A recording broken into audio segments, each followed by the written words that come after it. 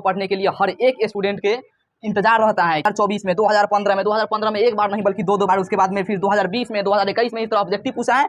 उसके बाद में सब्जेक्टिव की बात करें तो 2016, 2018 और 2022 में। तो इस टॉपिक का नाम है प्रकाश का परावर्तन यानी कि रिफ्लेक्शन ऑफ लाइट। आइए एकदम हम उसके अंदर जाके पढ़ते हैं, क्योंकि बिहारी है बिहारी, जब तक तोड़ेंगे नहीं जब तक छोड़ेंगे नहीं। आने वाली किरण आपतित, जाने वाली फिर किरण यहाँ से टकरा करके परावर्तित, और इस बिंदु। तो हेलो फ्रेंड्स, स्वागत है आप सभी का इस यूट्यूब चैनल के उजाला साइंस क्लासेस में। और आज हम लोग पढ़ने वाले हैं उस टॉपिक को जिस टॉपिक को पढ़ने के लिए हर एक स्टूडेंट के इंतजार रहता है, क्योंकि यह टॉपिक पर हर वो बार सवाल आ रहे हैं। 2024 में, 2015 में एक बार नहीं बल्कि दो बार, उसके बाद में फिर 2020 में, 2021 में इस तरह ऑब्जेक्टिव पूछा है। उसके बाद में सब्जेक्टिव की बात करें तो 2016, 2018 और 2022 में। तो इस टॉपिक का नाम है प्रकाश का परावर्तन यानी कि रिफ्लेक्शन ऑफ लाइट। और चलिए, तो इसको हम लोग एकदम सरल भाषा में समझते हैं, एकदम आसान भाषा में समझते हैं। पूरा कॉन्सेप्ट को हम लोग सही से समझेंगे और फिर हम लोग इसको डायग्राम के साथ समझते हैं। प्रकाश का परावर्तन कहने का मतलब ये होगा कि ये आपका एक दर्पण है। अब प्रकाश की किरणें यहाँ से आएगी और इस सतह से जब टकराएगी तो टकराने के बाद क्या होती है कि वापस लौट जाती हैं, और इस लौटने की प्रक्रिया को ही प्रकाश का परावर्तन कहते हैं। लेकिन क्या ये इतना कर लेने से, इतना समझ लेने से क्या इसी से सवाल आता है? बिल्कुल नहीं, क्योंकि बिहार बोर्ड जो है ना, अंदर अंदर जा कर के सवाल को पूछता है।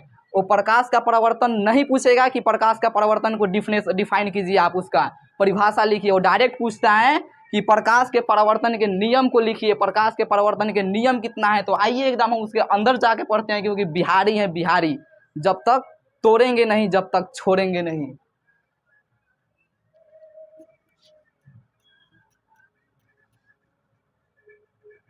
प्रकाश का परावर्तन कहने का मतलब ये हुआ, यहाँ पर अगर देखा जाए तो ये क्या हुआ आपका दर्पण, समतल दर्पण है। याद रखिएगा, ये कैसा दर्पण है? समतल दर्पण है।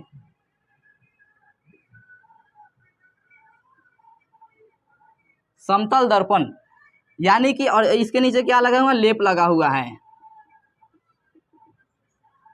अब प्रकाश की किरणें जब यहाँ से आएगी और जब इस सतह से जब टकराएगी, और टकराने के बाद में फिर क्या होगी ना कि फिर वापस लौट जाएगी। और आने वाली किरण को याद रखना है आपतित किरण, आने वाली किरण को आपतित किरण।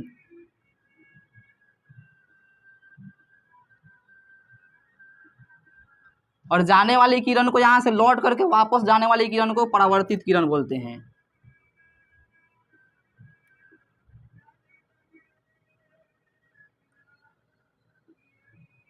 और यह जो बिंदु है इसको क्या बोलते हैं लोग? जहां से टकरा करके वापस जा रही है जो परावर्तित किरण, इसको बोलते हैं लोग हम लोग आपतन बिंदु।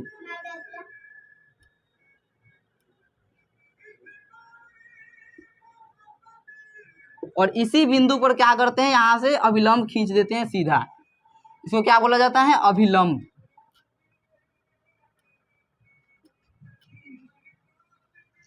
तो आने वाली किरण आपतित, जाने वाली फिर किरण यहाँ से टकरा करके परावर्तित, और इस बिंदु को क्या बोलेंगे? आपतन बिंदु। और इस बिंदु पर डाला गया लंब को अभिलंब। तो यहीं से एक सबसे पहला नियम निकलता है कि आपतित किरण और परावर्तित किरण तथा आपतन बिंदु पर डाला गया अभिलंब, ये तीनों एक ही समतल में होता है। यह पहला नियम हो गया। उसके बाद में इसका दूसरा नियम ये निकलता है, इसको ध्यान से देखिए। ये आपका क्या हो गया? अभिलंब। ये अभिलंब हो गया, और ये क्या हो गया? आपतित किरण। ये दोनों के बीच कोण बन रहा है, ये 90 डिग्री का कोण बन रहा है यहाँ पर, और इस कोण को बोलेंगे, ये आपतित किरण है तो आपतन कोण। उसके बाद में फिर यहाँ से अभिलंब, फिर अभिलंब के जो इधर वाला है वो परावर्तित किरण जो टकरा करके वापस जा रही है। तो ये अभिलंब और परावर्तित किरण के बीच जो कोण बन रहा है, इसको हम लोग बोल देंगे लोग आपतन कोण नहीं बल्कि परावर्तन कोण। क्यों? क्योंकि यहाँ पर परावर्तित किरणें जा रही हैं तो परावर्तन कोण, और आपतित किरणें आ रही हैं तो इसको आपतन कोण बोलेंगे। तो इसको बोल देंगे हम लोग आपतन कोण।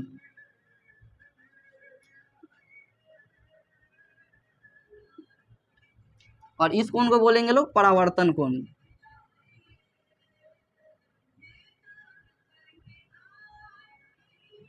और ये जो दोनों कोण हैं ये आपस में एक दूसरे के बराबर होती हैं। बराबर कैसे होती हैं? क्यों? जब यहाँ से आने वाली किरण आपतित जब बिंदु पर टकराई तो यहाँ से सीधा अभिलंब खींच दिया गया कि नहीं? अब यहाँ पर दो गो हैं बॉक्स, यहाँ से अब अभिलंब खींच दिया तो ये हाफ हाफ हो गया। हाफ हाफ हो गया जब, तो इसको आधा आधा जब हो गया तो एक आधा बनेगा और एक आधा, तो दोनों समान रहेगा, तो इसको बोलेंगे जितना बड़ा आपतन कोण उतना बड़ा आपका परावर्तन कोण, यानी कि आपतन कोण तथा परावर्तन कोण के मान एक दूसरे क्या होते हैं, बराबर, और यही इसका दूसरा नियम कहता है।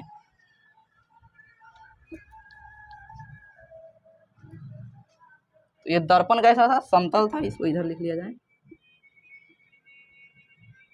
समतल दर्पण था। इसका नियम क्या कह रहा था,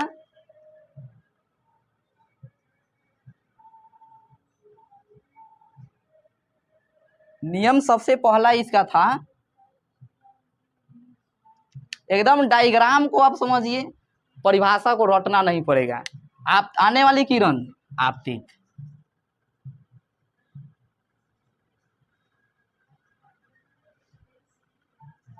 आपतित किरण,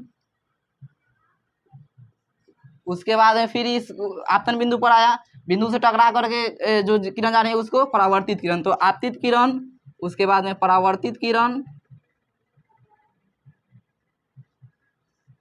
तथा ये क्या हो गया, आपतन बिंदु, तथा आपतन बिंदु।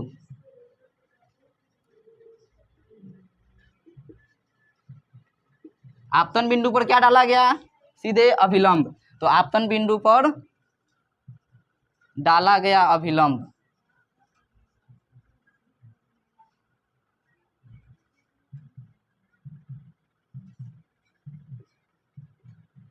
ये तीनों एक ही समतल में होता है।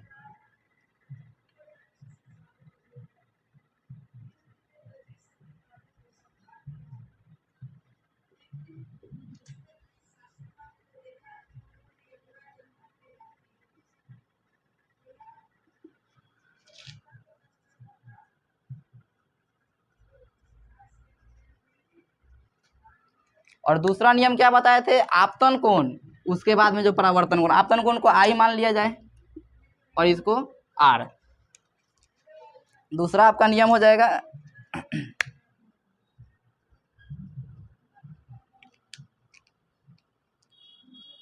आपतन कोण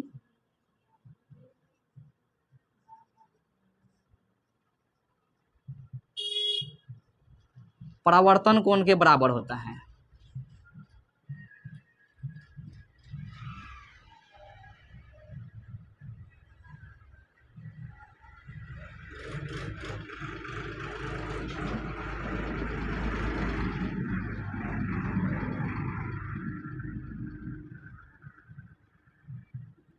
और यही इसका दोनों नियम कहता है। पहला नियम क्या, आने वाली किरण आपतित, फिर सतह से टकरा करके जाने वाली किरण को परावर्तित, और इस आपतन बिंदु पर डाला गया अभिलंब, तीनों क्या होता है, एक ही समतल में, ये पहला नियम।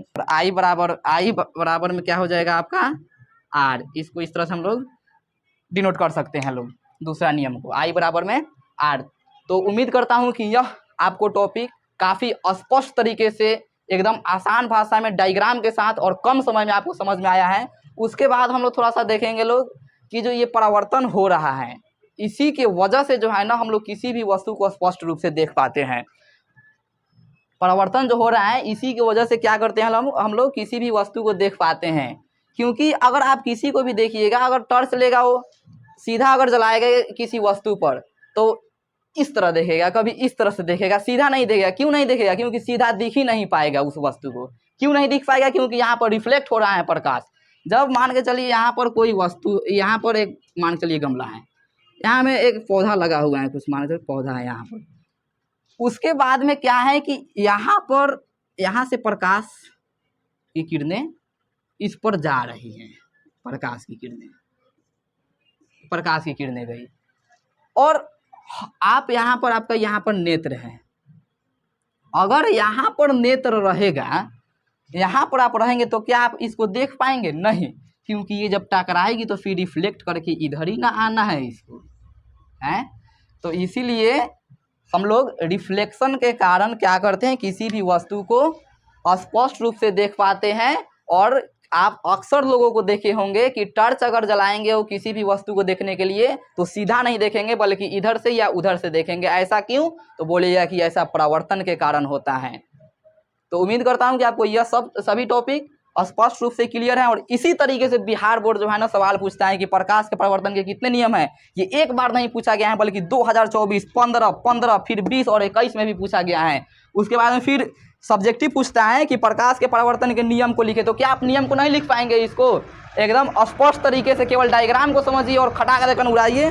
2016, 2018 और 2022 में इसको पूछा हुआ है। तो उम्मीद करता हूँ कि आपको यह सभी टॉपिक स्पष्ट रूप से समझ में आ गई है। अगर समझ में आ गई तो ज़्यादा से ज़्यादा इस वीडियो को शेयर कीजिए, लाइक कीजिए और